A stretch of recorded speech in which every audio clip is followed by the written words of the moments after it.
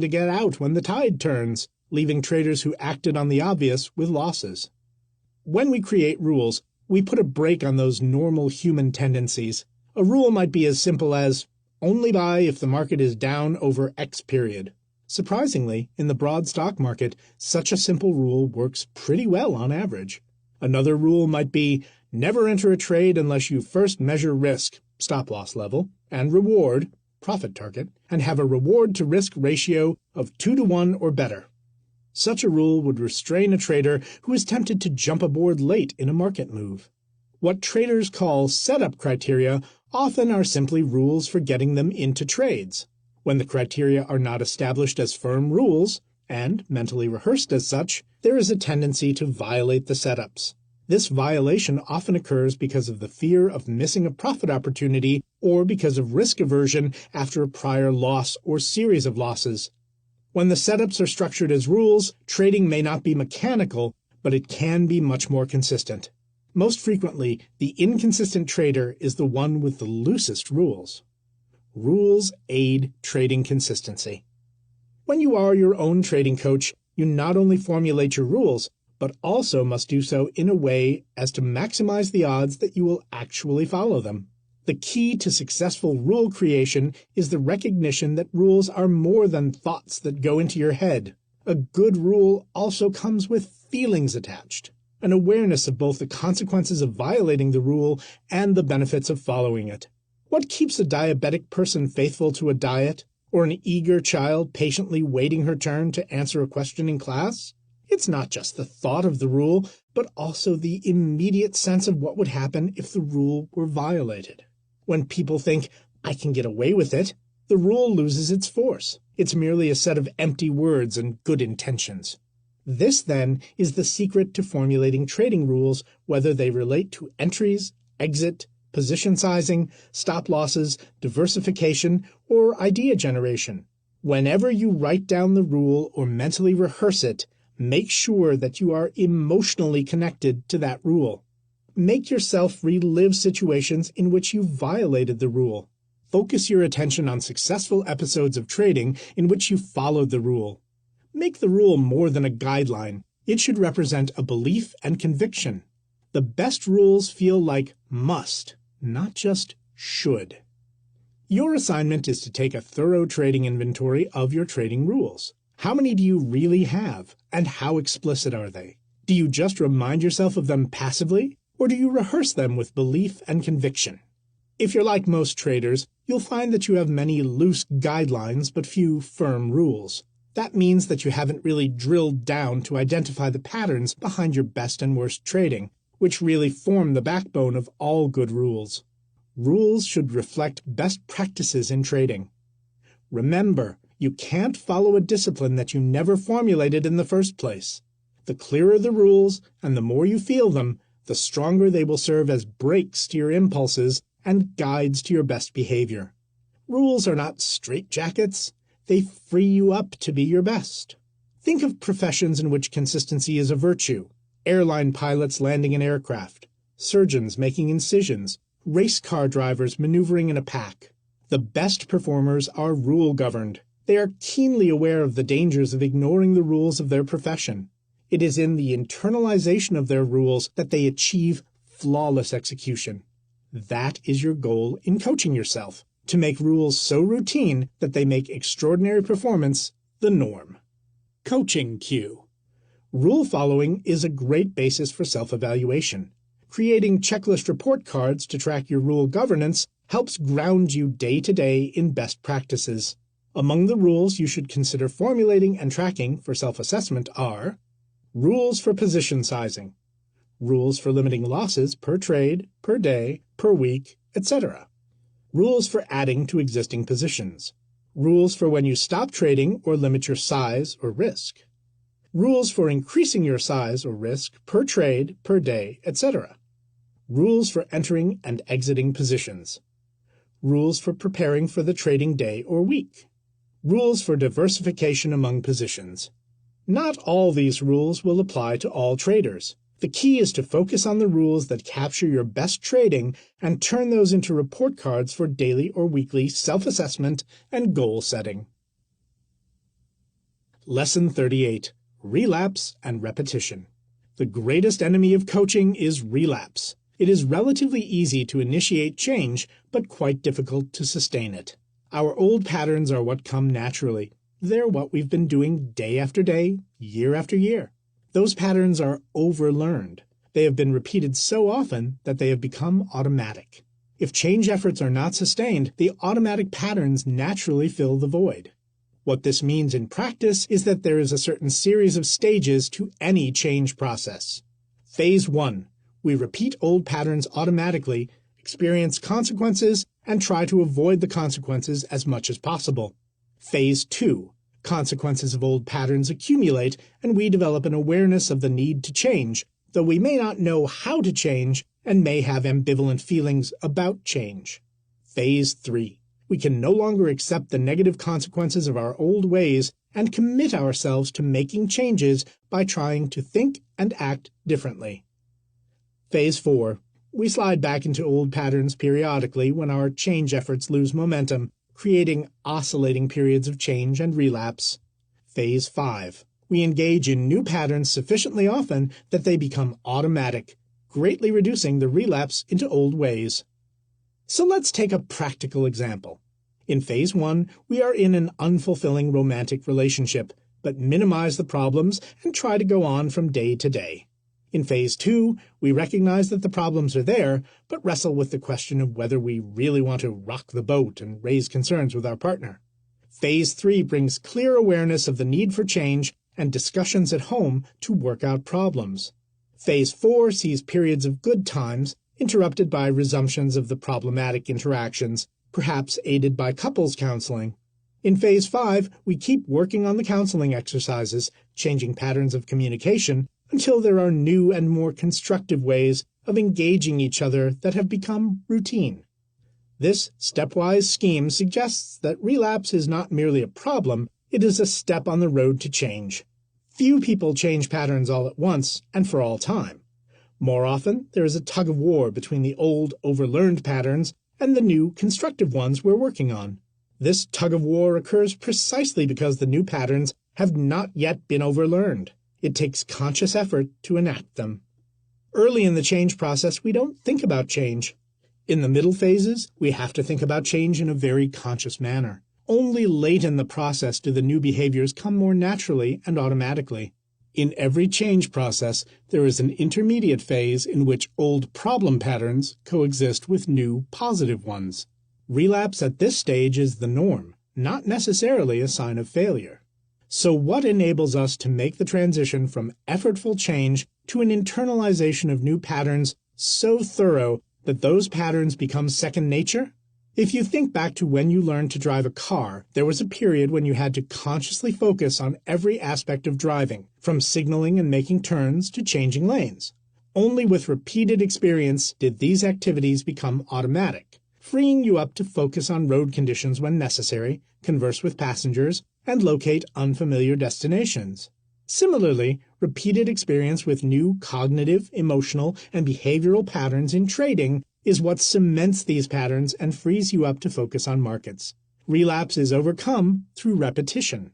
Only when new behaviors have been repeated many times, in many contexts, do they begin to become automatic, overcoming the tendency to relapse.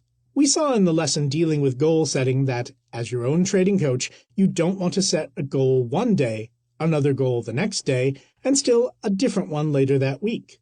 This is a common flaw with many trading journals. Traders take steps to initiate change, phases 3 and 4 above, but fail to cement the changes through repeated experience. It is far better to focus on 1 or 2 changes and institute those with regularity over a period of weeks and months than to try to make many changes in a short period of time. Your assignment, following the discussion of rules from the previous chapter, is to review your current trading goals and assess how well you sustain work on them day after day. Ideally, your goals, and the changes you attempt to make, should be expressed in such a manner that you will necessarily have to work on them each and every trading day.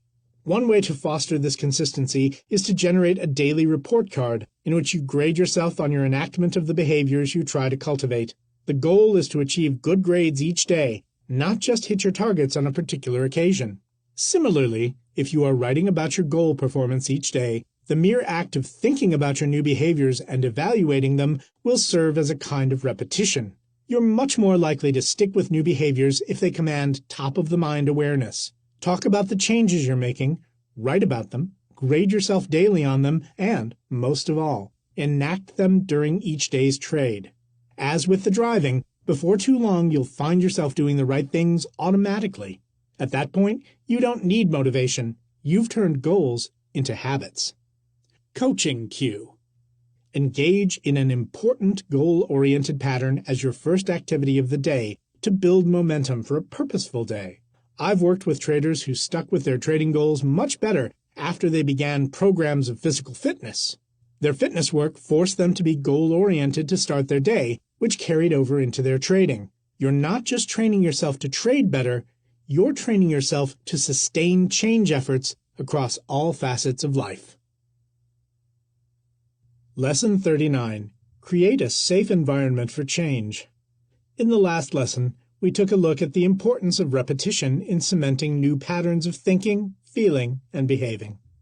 The single most common reason why skilled traders fail to coach themselves to higher levels of performance is that they initiate changes but fail to sustain them.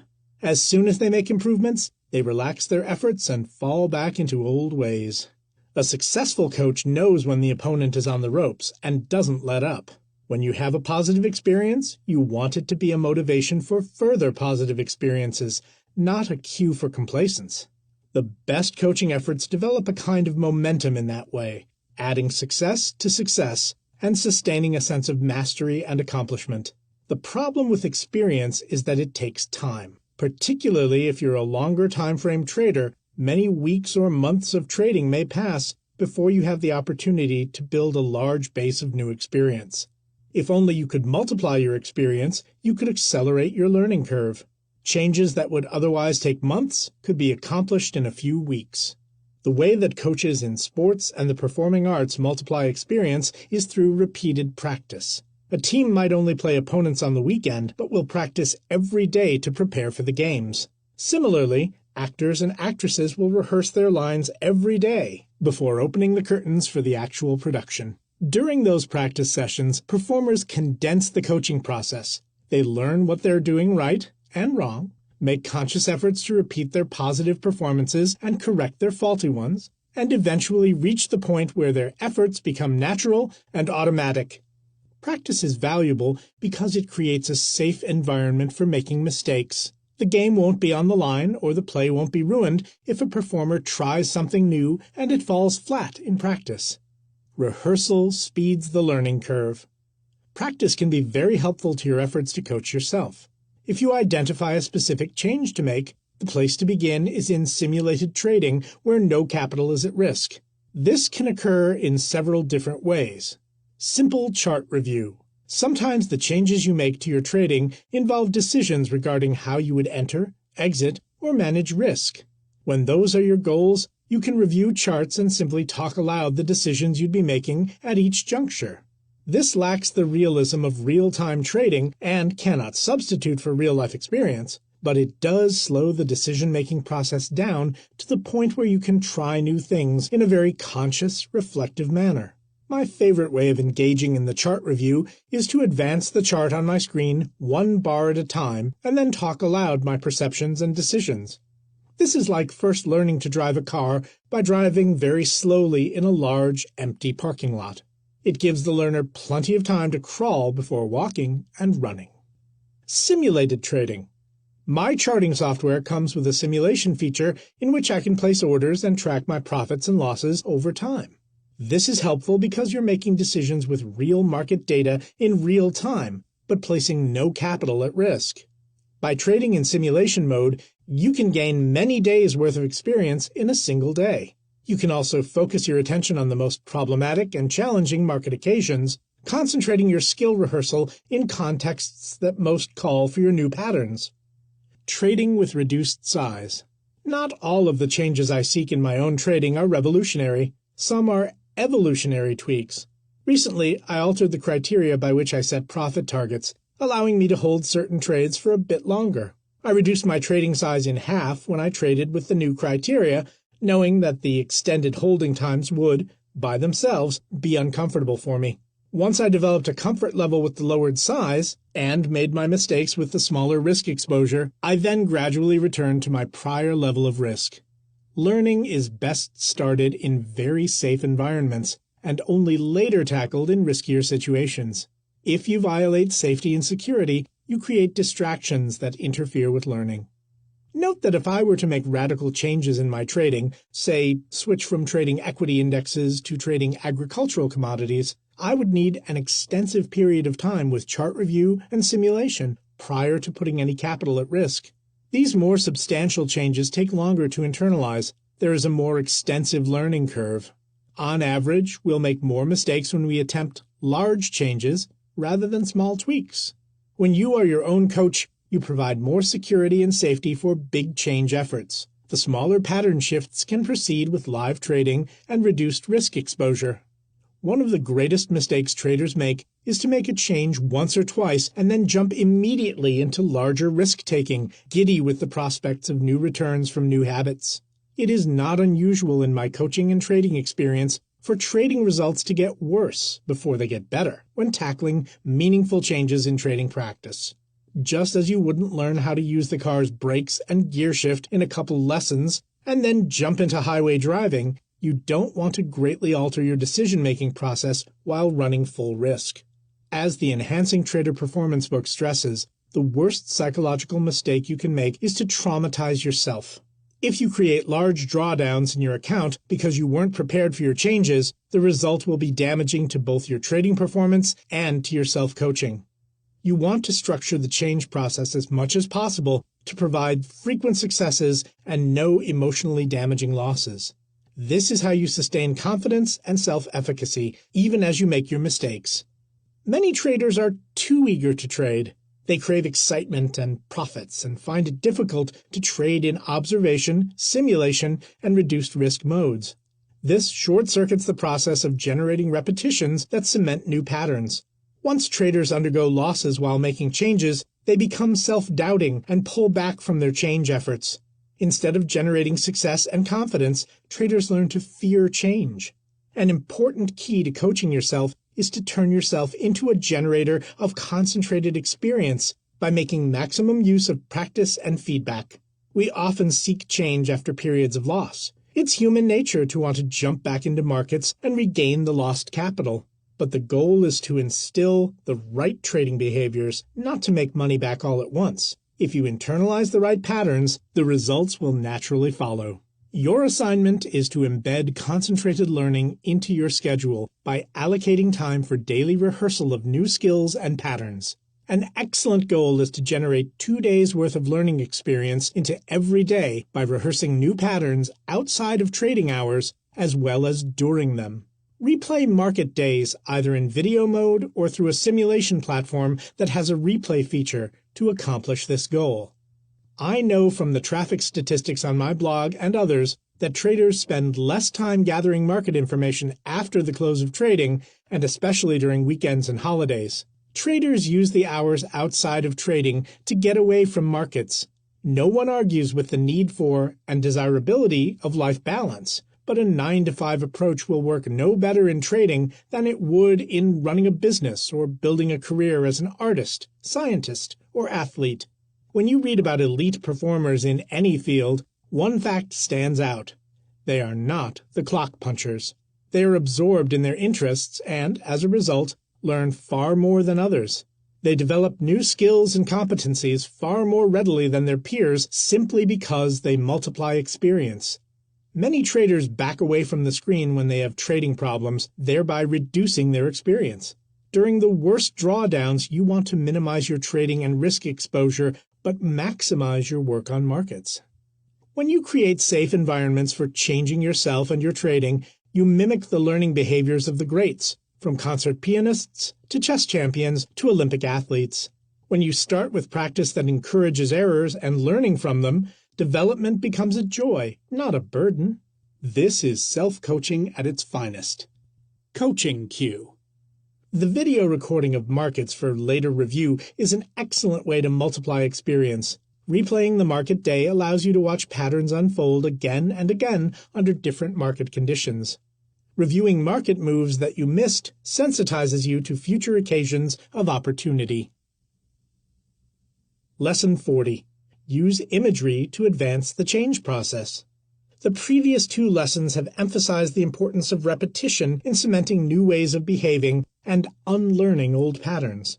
By creating new opportunities to rehearse fresh skills, insights, and behavior patterns, we accelerate their internalization, freeing our minds for the basic tasks of trading. A huge advantage of the human brain in this context is the ability to generate experience virtually through the use of imagination. If we vividly imagine a specific trading situation and visualize ourselves step by step enacting a new way of handling that situation, the mental rehearsal approaches the power of actual experience. You do not have to trade to rehearse many trading-related behaviors. By creating realistic situations in our minds and using imagination to summon our desired patterns, we can also cement these patterns. A technique that makes use of this kind of visualization is the stress inoculation approach first described by Donald Meichenbaum. By mentally summoning stressful market scenarios and imagining in detail how we want to respond to these, we inoculate ourselves against those stresses by priming our coping mechanisms. This mental preparation can be applied to a range of situations, from ones that are psychologically challenging to those that require new trading methods. Our coping is mobilized when we imagine anticipated stressful situations, preparing us for when those situations actually occur in trading. The key to making effective use of imagery is ensuring that the imagery is vivid and evokes real feeling. Unlike a simple verbal repetition of a trading goal, imagery has the power to evoke the emotions associated with situations. This imagery turns the verbal recitation into a much closer approximation of trading experience. When we vividly imagine a trade going through our mental stop-loss level before we can execute an exit, we summon some of the fearful or frustrated feelings normally associated with unexpected loss. While we experience a mild version of the trading emotions, imagery can rarely fully duplicate actual experience, we can rehearse our best practices, keeping ourselves planful and disciplined in the face of stress. This mild exposure to the trading stress is like the body's exposure to a weak form of a virus. It inoculates because it is strong enough to arouse adaptive responses, but not so strong as to pose a major threat.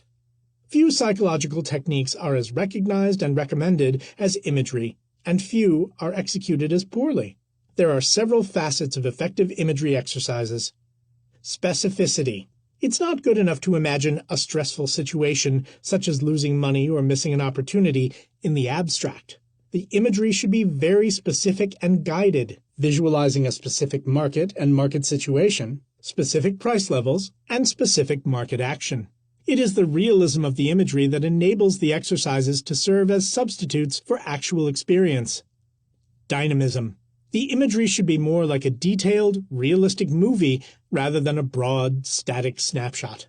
If you read a newspaper description of a situation, your reaction isn't as strong as it would be if you were to see the same situation dramatized in a movie. The dynamic nature of imagery is essential to its realism, which in turn is essential to the inoculation process. Flat, unconvincing images won't arouse our coping, and they surely won't be effective approximations of real trading experience. Elaboration. If I had to identify the most common shortcoming in people's use of imagery as a change technique, it would be their tendency to cut the imagery work short. Longer, more elaborated exposures to imagined challenges are more effective than very brief exposures. Indeed, if the exposures are too brief, you may unwittingly reinforce the pattern of fleeing from stresses. The best practice is to imagine a situation from beginning to end in elaborate detail, and then repeat the scenario until it no longer evokes emotion. This practice not only reinforces coping, but mastery and success. An interesting technique from the behavioral literature is flooding, prolonged exposure to imagined situations that are highly stressful. Traders learn to stay in control even during a flood of stressful imagery, so they prepare themselves for most anything the markets throw at them. Variation. Traders commonly imagine a challenge scenario, evoke the imagery, and then quickly move on to something else. As we've already seen, repetition cements learning. By failing to use the principle of repetition in the area of imagery, traders open themselves to the risks of relapse. Once you evoke a detailed, realistic trading scenario and how you would handle it, and once you repeat the scene to the point of mastery, you then want to create variations on the scenario. For instance, you might begin by imagining a frustration associated with a fast-moving market. If your goal were to learn new coping patterns during periods of frustration, you would master this first scenario and then create variations, such as frustrations associated with slow markets or not getting filled on orders. Vary the scenarios and you can generalize your learning and make it increasingly applicable to actual trading conditions. Consistency. Any single imagery session will not affect behavior over days and weeks. It is the daily repetition of the sessions that yield enduring results. Many traders derive some benefit from initial imagery work and then promptly return to business as usual. Consistency in the use of exercises ensures that the new patterns you're rehearsing will remain top of the mind over time. Frequent use of imagery work is a great way to sustain mindfulness about change and the need for change. When you are your own trading coach, you want to see and feel yourself to be successful, not just engage in occasional thoughts of success. In your internal world, you can practice skills, engage in new thought patterns, and achieve goals with consistency long before you actually accomplish all of those in live trading. Your assignment is to generate powerful, elaborate imagery scenarios of stressful, challenging market situations. The thoughts, feelings, and behavior patterns associated with those, and the specific steps you want to take to master those situations. When you construct your guided imagery, you want to feel the emotions of fear, greed, frustration, and boredom, and imagine yourself tempted to engage in your usual negative patterns in response to those states. In your imagined scenario, you will vividly envision yourself keeping those negative patterns in check and purposefully enacting your best practices. Thus, for instance, you might imagine yourself tempted to add to a position when it goes through your stop-loss level, but checking that temptation and instead acting on the stop. Imagination for the trader is the equivalent of a practice field for an athlete, a place to prepare for performance by creating simulated performance situations. You will be the trader you are capable of being in your imagery work and practice long before you consistently enact those ideals in your daily trading. There is no reason to take months or years to change behavior patterns when you can make every day an experience of concentrated learning. Much of successful self-coaching is the result of a creative and tenacious use of imagery and practice. Coaching cue. Use your imagery to imagine yourself as the kind of trader you aspire to be, the risk-taker, the disciplined decision-maker, the patient executioner of ideas, the canny trader who learns from losing trades. If you create a role and an image of yourself in that role, you enact scenarios that, over time, become part of you. Resources. The Become Your Own Trading Coach blog is the primary supplemental resource for this book. You can find links and additional posts on the topic of coaching processes at the homepage on the blog for Chapter 4, becomeyourowntradingcoach.blogspot.com/08/daily-trading-coach-chapter-4-links.html. Much of the framework discussed in this chapter comes from research into helping processes in brief therapy. Standard reference works in this area include the chapter on brief therapy written by Dewan, Steenbarger, and Greenberg for the volume Textbook of Psychiatry, 5th edition, Volume 1, edited by Robert E. Hales, Stuart C. Udofsky, and Glenn O. Gabbard, American Psychiatric Publishing, 2008, and the chapter on brief psychotherapies by the same authors for the reference work Psychiatry, 3rd edition, edited by Alan Tasman, Gerald K., Jeffrey A. Lieberman, Michael B. First, and Mario Maj, Wiley, 2008. An excellent framework for thinking about making the most of strengths is the Gallup research described in Now Discover Your Strengths, written by Marcus Buckingham and Donald O. Clifton, The Free Press, 2001. See also the popular management text Good to Great, written by Jim Collins, Harper Business, 2001. A full description of solution-focused work can be found in my chapter Solution-Focused Brief Therapy, Doing What Works, in The Art and Science of Brief Psychotherapies, edited by Mantosh J. Dewan, Brett N. Steenbarger, and Roger P. Greenberg, American Psychiatric Publishing, 2004. Chapter 5. Breaking Old Patterns. Psychodynamic Frameworks for Self-Coaching. The strangest and most fantastic fact about negative emotions is that people actually worship them. P.D. Ouspensky. To this point, we've been exploring processes that are common to all change efforts and all performance coaching. Now we begin a look at individual frameworks for coaching, beginning with psychodynamic modalities. These frameworks are approaches that emphasize the continuity of past and present, how old patterns replay themselves in the present, and the ways in which current relationships can remake patterns born of prior, negative relationship experiences. The psychodynamic framework is more commonly connected to long-term psychoanalysis than to coaching, but I've found tremendous value in utilizing the medium of relationship experiences to help traders with their performance. This chapter will explain how psychodynamics are related to trading and how the dynamic framework can inform your own efforts at self-coaching. I personally draw most upon dynamic modalities when I'm working on trading problems that are part of larger life challenges, particularly when those challenges have been part of our life histories prior to trading. Many issues that impact trading, concerns over success or failure, self-confidence or self-doubt, security or insecurity, predate our trading efforts, but play themselves out in how we make financial decisions. The best way to describe psychodynamics is as a way of thinking, as well as a set of tools to help ensure that people's pasts don't become their futures. And, in the context of this book, it all starts with a single insight. We have relationships with our markets, and those relationships repeat patterns that we've enacted in other relationships. Let's take a look at how we break free of those patterns. Lesson 41. Psychodynamics. Escape the gravity of past relationships. The psychodynamic approaches to change have evolved significantly from the psychoanalytic work of Sigmund Freud and the subsequent contributions of neo-Freudians. In the process of this evolution, psychodynamic thought has turned away from viewing instincts and sexuality as the primary basis for behavior and toward an interpersonal understanding of recurring conflicts and patterns. At the same time, psychodynamic psychology has also departed from the analytic couch and the presumption of therapy as a long-term process, emphasizing more active, shorter-term methods of change. Surprisingly, this evolution has largely taken place outside the public eye, contributing to a perception that analytic methods are outmoded and outdated. Nothing could be further from the truth. The core perspective of the psychodynamic model is that current problems are reenactments of conflicts and patterns from past relationships. The self is viewed as the result of years of internalization of relationship experiences. When we enjoy positive, affirming relationships, we internalize a positive self-image and concept. Negative, conflicted relationships are internalized as a negative and conflicted sense of self. This perspective touches on one of the themes from earlier in this book.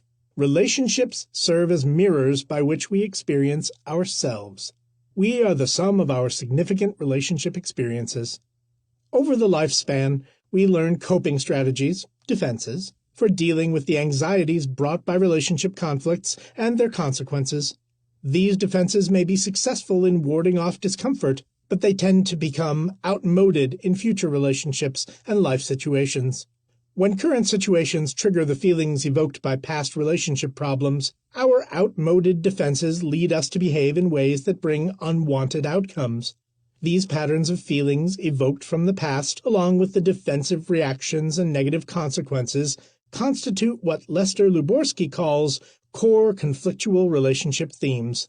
These themes repeat themselves in various ways across various situations, causing us to behave in unwanted ways.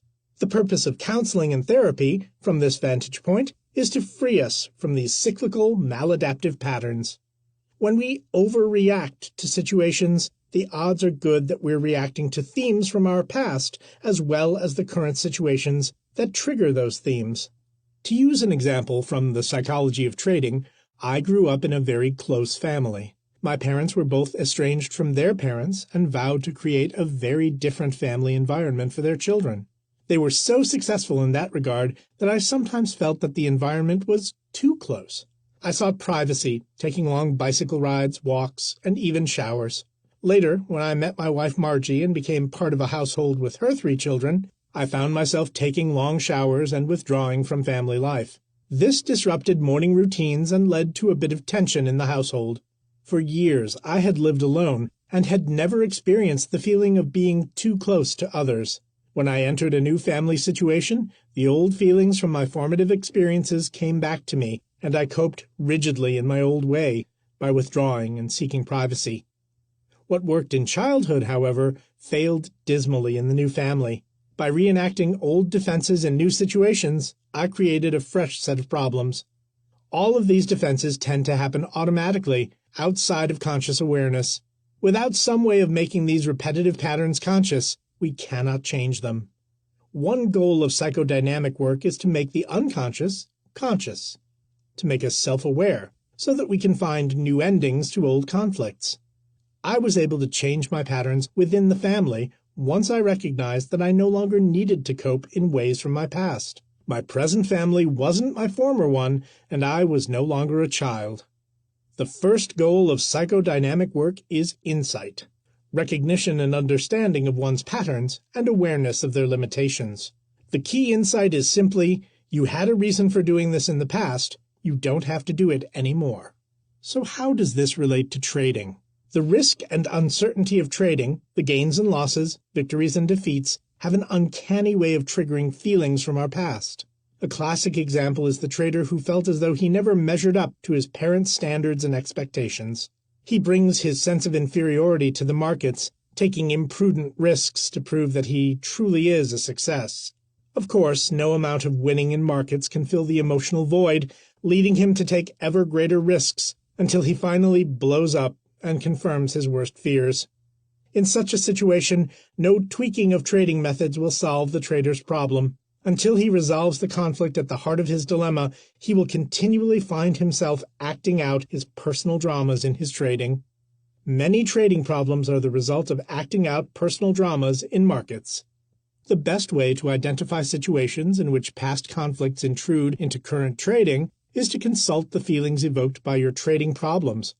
If they are similar to feelings you've experienced in past career and relationship situations, there's a good chance that they represent the leading edge of cyclical, maladaptive patterns. For instance, if your frustration gets you into trouble in your trading and has also gotten you into trouble with friends and romantic partners, there's a clear pattern that transcends markets. If trading leaves you with the same conflicted, hurt feelings that you've experienced in your past, that's a sign that the past is refusing to stay in the past. As your own trading coach, you sometimes need to dig beneath the surface of problems to discover their origins. This discovery must be accomplished by reviewing your personal history and mapping that history against recent experience. In other words, you want to look not only at your current patterns, but past ones as well. It's in the overlap that we can make greatest use of psychodynamic change methods. Your assignment is to take a sheet of paper and draw 2 sets of sine waves, each with at least 4 peaks and 4 troughs. For the first set of sine waves, you'll mark the peaks with the peak experiences from your life, your most positive and fulfilling experiences. These experiences can be taken from any life sphere, from relationships to career. You'll label the troughs with the most negative experiences of your life, again from any sphere. These experiences will be those filled with the most emotional pain and distress. By the time you're finished, the first sine wave chart should be filled with the highlights and lowlights of your life. When you're finished with the first set of sine waves, you'll fill out the second set similarly, only you'll limit your entries to trading-related incidents. Thus, you'll mark the peaks of the sine waves with your most positive and fulfilling trading experiences, and the valleys of the sine waves with your most painful and upsetting market-related experiences. Make sure that all of your entries from both sets of sine waves are described in sufficient detail that you can readily appreciate why each incident was a peak or valley experience. The real work comes in when you compare the peaks across the 2 sets of waves and the valleys. You're looking for common themes that link your life experience with your trading experience. Many of these commonalities will be at an emotional level. Here are some common ones to look out for. Themes of adequacy and inadequacy. Themes of rebellion against rules and discipline. Themes of boredom and risk-taking. themes of achievement or hopefulness and failure or discouragement, themes of recognition and rejection, themes of contentment or acceptance, and anger or frustration, themes of safety and danger. If the markets are making you feel the way you felt during some of your life's valley experiences, consider the possibility that you've been caught in a web of repetitive conflict and coping. Recognizing that web and keeping it firmly in mind is half the battle of changing it. As your own trading coach, you want to be mindful in your trading, not unconsciously repeating your past. It is much more difficult to fall into old, destructive patterns when you're clear on what those patterns are. Coaching cue. So often we're fighting the last psychological battle. Identify the most recent conflicted relationship experience in your life and the thoughts, feelings, and behaviors evoked by that relationship. Then take a look at your most recent trading difficulties to see if similar thoughts, feelings, and behaviors are involved. Many times, it's not just early childhood relationships that color our current behavior, but the most recent sets of conflicts. Identifying how you resolved those problems in the relationship, or are taking steps to resolve them if they are current, can be very helpful in minimizing their spillover into trading. Lesson 42. Crystallize our repetitive patterns. In the previous lesson, we used sine wave charts to identify peak and valley experiences from our life histories and from our trading. Once we have the sense that there are indeed commonalities, the next step is to crystallize these patterns so that we clearly understand why they exist and how they repeat themselves. First, however, let's address the question of what it means if you cannot find common themes across the peaks and valleys of your charted experience. One possibility is that you need to draw more peaks and valleys on each chart before the themes will become salient. Another is that you are looking at the events logically, not psychologically. Examine the peaks and valleys for similarities of motivation and emotion, not surface detail. Many times, the common elements will jump out when we think of the patterns as emotional recurrences. Sometimes, though, there truly aren't links between our trading problems and our prior life's challenges. The trading problems may simply reflect shifting markets, a lack of skills and experience, or situational factors related to present-day distractions. If these are the most important sources of current trading difficulties, the psychodynamic approach will be less relevant to your change efforts. Rather, you may need to structure your learning process as described in the Enhancing Trader Performance book, or you might need to adopt a framework that is more present-centered, such as the self-coaching approaches described in chapters 6 and 7. Not all trading problems have an emotional genesis. Sometimes we just need to hone our trading skills. In my experience, the most fertile area to seek for similarities between trading problems and prior life conflicts is in significant relationships, those with parents and romantic partners. Conflicts with parents and lovers are usually among the most emotionally powerful and are the ones we are most likely to defend against, and thus reenact, in our trading. Once we crystallize those patterns, we can become quite adept at recognizing their reappearance. That is the first step toward short-circuiting them and providing them with a new ending. One trader I worked with had numerous relationships with girlfriends over the years, but he never committed to any of them. Indeed, he often kept one relationship on the side in case his primary one ever fell through. He had lost a sibling when he was young. His parents, devastated by the loss, tried to forge on by not dwelling on the tragedy. Our trader learned to defend against loss by never getting too involved with another person. This defense kept him from re-experiencing the pain of the childhood event, but it also kept him from having a fulfilling emotional life. So what do you think his trading problem was? Although he described himself as being passionately interested in trading, he in fact spent surprisingly little time at it. He undertraded markets. In other words, ignored trading signals, traded with almost ludicrously small size, and he was easily distracted by communications in chat rooms and reading websites. While he justified the latter as preparation for his trading, he never actually got around to trading seriously. Just as he avoided commitment and loss in relationships, he dabbled at the edges of markets, never achieving anything close to his potential. To crystallize this pattern, a good place to begin is with our underlying need. The trader in the example above has an overwhelming need for safety and consequently takes the path in relationships and trading that seems safest. The feeling that he is guarding against is the pain of loss, the vulnerability of investing oneself and losing that emotional investment. The trader was close to his sibling. He never truly recovered from the fallout of the loss. The way that he defends against that feeling is by keeping commitments at bay. He avoids becoming too involved with his relationships and trading, so that he can never experience a loss as painful as that from his childhood. This leaves him with a host of negative consequences. Most of all, he feels empty, not truly fulfilled in love or career. Most repetitive patterns can be broken down into this schematic of need, what we are missing, what we crave; feeling state, distress associated with not having that need met; defense, what we do to cope and avoid the painful feeling state; repetitions, how we replay defenses in current situations; consequences, the negative outcomes from our current defensive efforts. One trader I met with had an intense need for emotional support. His parents had divorced at an early age, and his mother quickly remarried, forcing him to cope with joining a blended family. He frequently felt abandoned by his mother, and he felt not good enough to merit his distant father's involvement. His defense against these feelings was to take the role of overachiever, pushing himself to get the best grades at school, excel at athletics, and star in extracurricular activities. By doing more, he hoped to feel more worthy. As a result, however, he frequently drove himself to exhaustion and periods of hopelessness, as no amount of achievement could substitute for the parental love he missed. Unlike the trader from the prior example, he worked himself to the bone in trading, at times breaking down when his overachieving tendencies failed to bring results.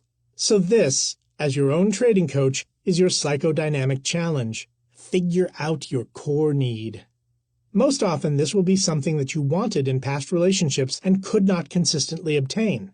It might be autonomy, love, respect, or support. Once you identify that need, you want to review your valley experiences from your sine wave charts and clearly identify the feeling states that have been associated with the frustration of your core need. Maybe that feeling is depression and sadness. Maybe it's anxiety, and maybe it's anger and frustration. This feeling, quite likely, will be the one that is repeated in your most difficult trading experiences. The needs that are most unmet in our personal lives are the ones most likely to sabotage our trading. Now reflect on how you try to make that feeling go away. That is your defensive pattern, your way of coping with the pain of needs going unmet. Most likely, this coping is what most immediately brings you difficulties in your trading, causing you to overtrade, stand aside during times of opportunity, etc. At these times, you're making trading decisions not to manage your capital, but to manage the distress from those core conflicts. Our worst trading occurs when we're managing our feelings rather than our positions. Your assignment is to draw upon your sine wave charts from the previous lesson to map your trading problems as sequences of needs, feelings, coping or defenses, and consequences.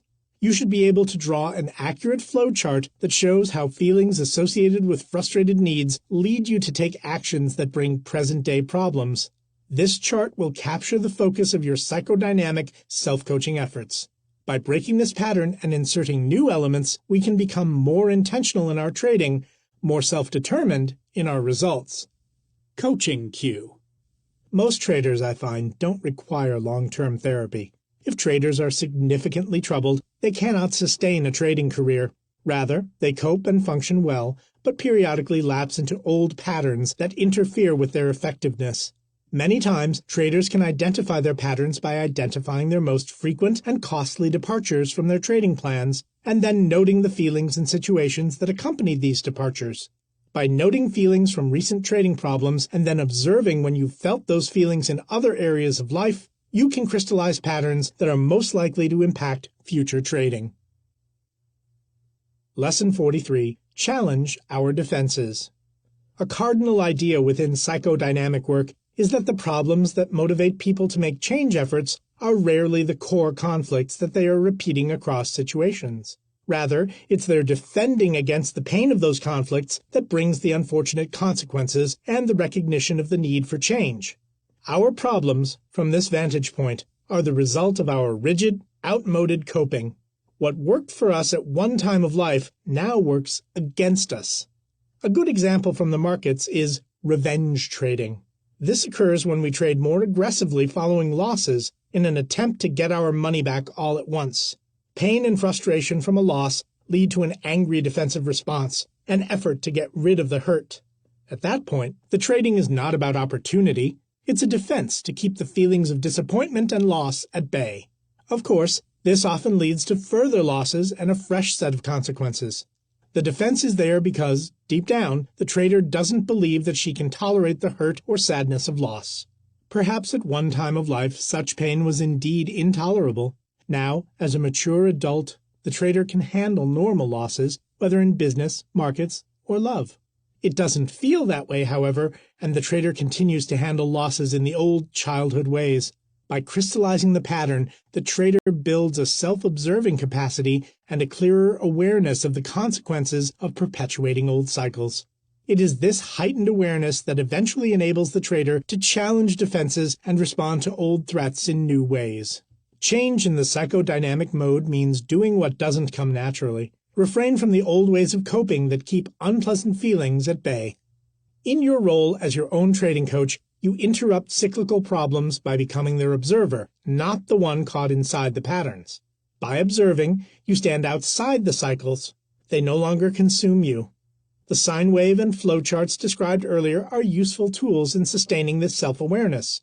Your goal is to recognize repetitive patterns before they have an opportunity to play themselves out to their unhappy conclusions. One way of accomplishing this will form the basis for your next coaching task. You'll typically observe a pattern beginning to emerge when an associated feeling state interrupts your trading. In the revenge trading example above, that characteristic feeling might be frustration and tension. In other situations, the feeling may be one of loss or emptiness. As soon as you notice the characteristic feeling, you want to acknowledge it out loud, almost as if you are a play-by-play sports announcer.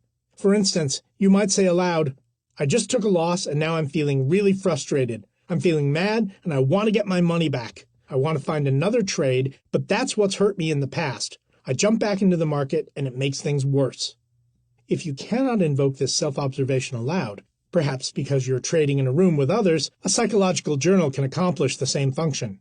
The key is to describe in detail what you are thinking and feeling, what you are tempted to do to make the thoughts and feelings go away, and how this course of action has hurt you in the past.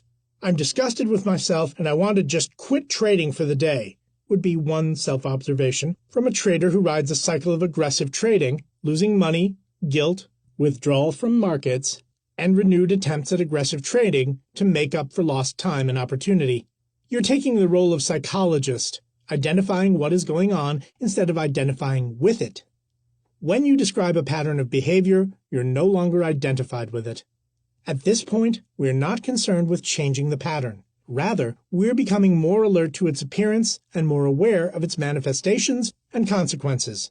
This can take days and even weeks of consistent effort as you sustain the stance of the self-observer. With this effort, it's inevitable that, at times, you'll interrupt the pattern entirely. You'll avoid the revenge trade or the over-aggressive trade. Before you do the right things, you'll stop doing the wrong ones. This builds a sense of mastery and self-control. You're starting to control the patterns instead of having them control you. Talking aloud and writing in journals by themselves will not rid you of overlearned behavior patterns, but they do provide you with options. Just by doing something different, even in small degree, such as placing much smaller revenge trades, you achieve a measure of control. One type of talking aloud to gain self-awareness is to actively remind yourself that what is going on in the present is not really the problem. The problem is what happened and hurt you in the past, not what you are overreacting to in the present. For instance, you might be losing money on a position prior to hitting your stop-out level. You catch yourself feeling fear, and you're tempted to bail out of the trade prematurely. In addition to talking this fear and temptation aloud, you would remind yourself the loss on this particular position is not the real issue. I'm reacting to my losses from last year, or the loss of my relationship. Abandoning my trade idea isn't going to take away those old losses. Notice, of course, how this example presumes that you've allocated a responsible size to your position and a reasonable stop-loss level. If not, it could be your poor trading and not any problems from your past that would be triggering, quite reasonably, your fear and desire to exit. What you're really emphasizing in this talking aloud is the message of, the problem isn't my trading, it's something else. That frees you up to deal with the something else and not act out the past in the present. It also frees you to simply deal with your trade as a trade and not as something more emotionally laden. You'll know that you've made significant progress when you consistently catch your patterns as they unfold, maintaining the role of observer rather than passive participant. Coaching cue. I've mentioned in this book and in Enhancing Trader Performance how videotaping markets can sensitize traders to patterns of supply and demand, aiding them in trading decisions. I've had traders turn the tables and turn the video recorder on themselves so that they're recording themselves as they trade. It's a great tool for self-observation and recognizing your emotional and behavioral patterns. After you've seen a few of your recurring cycles on tape, you become more sensitive to their appearance during real-time trading. Lesson 44. Once again, with feeling. Get distance from your problem patterns. Two crucial transitions that occur in psychodynamic work are viewing your past patterns as alien to you and experiencing them as your own personal obstacles. Once you've become skilled at recognizing your old ways and their disruption of your trading, your next step is to distance yourself from them. You will not gravitate toward ways of thinking, feeling, and acting if these patterns feel alien to you and if you view them as sources of pain. A term commonly used in psychodynamic writing is ego alien. What that means is some way of viewing the world, experiencing it, or acting within it has become foreign to one's sense of self. When a person starts to repeat a pattern that has become ego alien, the resulting thoughts are, "This is not the real me. This is what I used to do, not what I want to be doing. I'm reacting to the past, not to what's happening now." Of course, no one consciously owns destructive behavior patterns. It is easy, however, to repeat them unthinkingly. When we make those patterns ego alien, we're not just thinking about them, we're actively rejecting them. It's helpful in this regard to start thinking about the old me and the new me. The old me was afraid of failure and equated falling short with losing the love and approval of others. The new me realizes that the outcome of any single trade will not make me a better or worse human being. The old me became angry and frustrated when I couldn't get my way because I hated feeling out of control. The new me controls my trading through my planning and lets the market do what it will do. Notice how keeping a clear distinction between the old and new helps traders identify with positive, constructive patterns and maintain distance from old, automatic ones. Am I reacting to markets or to my feelings from the past? This is the question that follows from self-observation. Another way to frame this distinction is to focus on, here's what I do to make money. Here's what I do to lose money. Whenever you entertain a certain thought or course of action, ask yourself, is this how I think or act when I make money, or is it how I think or act when I lose money? Once again, by focusing on the likely outcomes of what you're doing, you become the observer of your patterns and interrupt the automatic replaying of those patterns. As we saw earlier in discussing the costs of patterns, focusing on the consequences of destructive patterns from the past not only keeps those patterns alien, but also heightens your motivation to not repeat them. If you recall a recent incident of losing money or opportunity as the result of falling into old habits, it is a great way to avoid making the same mistake again, particularly if that recollection highlights the monetary cost and emotional pain of the incident. In the psychology of trading, I emphasize the importance of treating old, negative patterns as an enemy. If you view something as an enemy, it's difficult to embrace it, and it becomes easier to sustain efforts at changing it. Most people are uncomfortable with the emotion of hate. We've been taught that it's not right to hate, that we should be nice to others. Hate, however, has its uses. Hate implies total rejection, a complete pushing away from the self. When we hate our past patterns, we are so attuned to their destructive consequences that we will move heaven and earth to not repeat them. The addict who has seen the destructive consequences of substance abuse learns to hate drugs. The person who has gone through a painful marriage and divorce to a narcissistic partner is so disgusted with the experience that she'll never make that same mistake again. There is no question in my mind that I would not have found my life partner had I not had prior unsatisfying relationships. I so hated the way I felt in bad relationships that I was absolutely determined to find something better. When we hate how our old patterns have hurt us, we find a source of positive motivation, the drive for a better life. There's an old saw in Alcoholics Anonymous that alcohol abusers have to hit bottom before they sustain efforts at sobriety. Before serious consequences have accumulated, it's all too easy to deny and minimize problems, putting them out of mind. When you hit bottom, the consequences have gotten to the point where they cannot be ignored. They have inflicted too much pain and damage. At that point, people give up entirely, or they reach the point of hating what their habit has done to their lives. I can't go back there again is the feeling of many people who have reached that point of hate and disgust. At that point, the old ways are held at arm's length. There is no identification with them. A great application of this idea, and worthwhile homework exercise, is to focus on one enemy that you want to conquer over the next month of trading. Your choice should be a pattern of thinking, feeling, and acting that has noticeably hurt your trading in the past several months. And it should be a pattern that you've observed in other areas of your life. This is especially powerful if, with your sine wave charts, you've observed damaging consequences of the pattern not only in trading, but also in those other life areas. You can then call to mind all the pain this pattern has caused you over the years and the prices you've paid for repeating the pattern.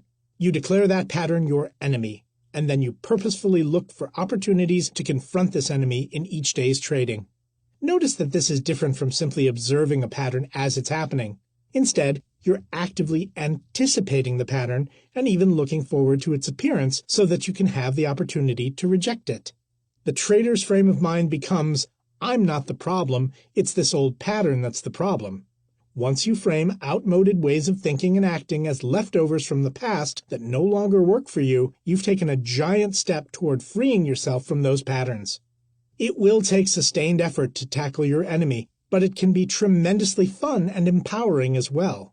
Each time you notice your old ways of losing money and refuse to engage in them, you've won a victory against your enemy, and struck a blow for your own sense of confidence and mastery. If you are highly competitive and achievement-oriented, ask yourself if you want to win your freedom of will or lose it to the repetition of your past. The competitive soul does not want to lose and will fight an enemy to the death. A powerful aid to change is to use your competitive drive to defeat the enemies of your happiness, your internal demons. Coaching cue. One of the first enemies to tackle in self-coaching is procrastination. We procrastinate when we know we need to change, but cannot summon and sustain a sense of urgency. In that situation, procrastination itself becomes the pattern we must battle, as it robs us of the power to change our lives. Often, procrastination is itself a defense, a way of avoiding anxieties associated with anticipated changes. By starting with small, non-threatening changes that we undertake every single day, we do battle with procrastination and build a sense of control and mastery over change processes. Big goals and radical changes often meet with procrastination.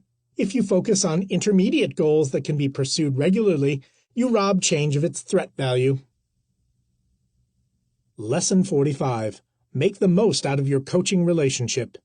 One of the cardinal principles of psychodynamic work is that change often occurs in the context of relationships. When you are your own trading coach, one of your challenges is to surround yourself with the right kind of relationships, ones that support your goals and mirror to you the person and trader you're capable of being. Consider two coaching scenarios in which I'm working with a trader at a trading firm. In both situations, the trader has lost more money than planned by exceeding position and loss limits. An entire week in which I'm working with a trader at a trading firm.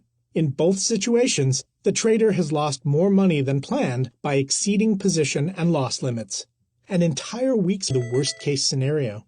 The second scenario doesn't avoid the problem, but starts from the premise of good trading. It mirrors encouragement and a reminder of the trader's strengths.